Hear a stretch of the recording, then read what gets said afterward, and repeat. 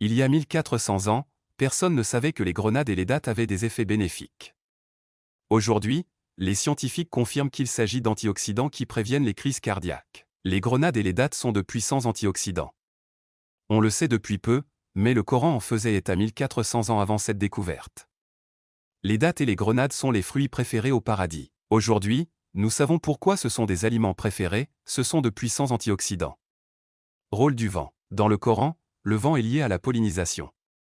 Les sceptiques affirment que l'auteur du Coran a commis une erreur, ce sont les insectes qui sont responsables de la pollinisation, et non le vent.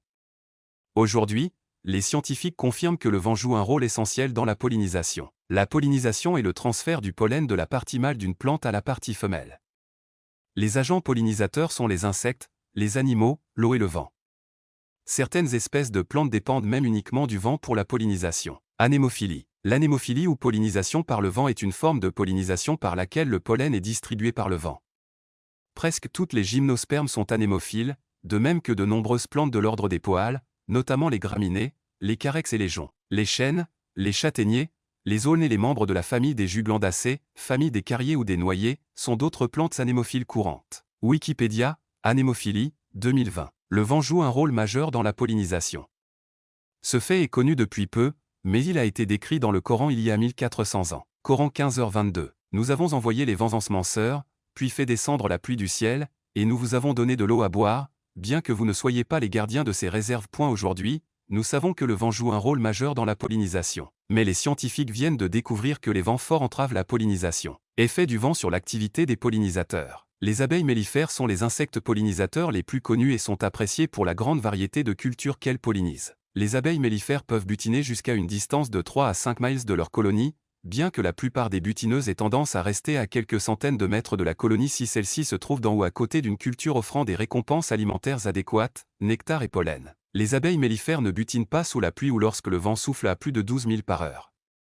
Une abeille mellifère vole normalement à une vitesse de 18 000 par heure à vide et de 15 000 par heure avec une charge, par exemple, du pollen, du nectar et de l'eau.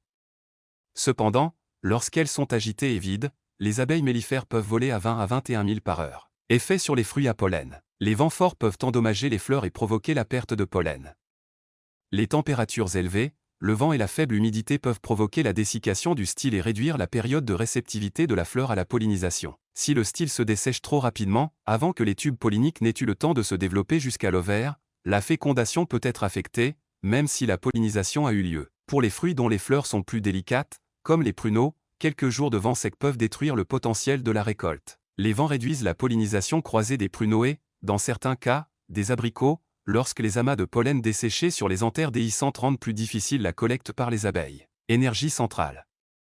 Effet de la vitesse du vent sur le comportement de butinage des insectes pollinisateurs, 2020. Il y a des choses que tu fais peut-être qui t'éloignent d'Allah. Si tu veux savoir quoi, clique sur le lien dans la description de la vidéo. Les vents violents entravent la pollinisation.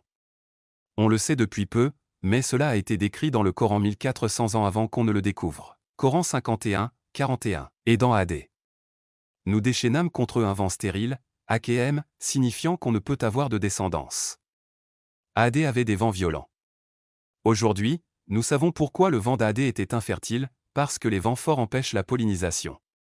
Aucune erreur dans le Coran. Comment un homme analphabète qui vivait il y a 1400 ans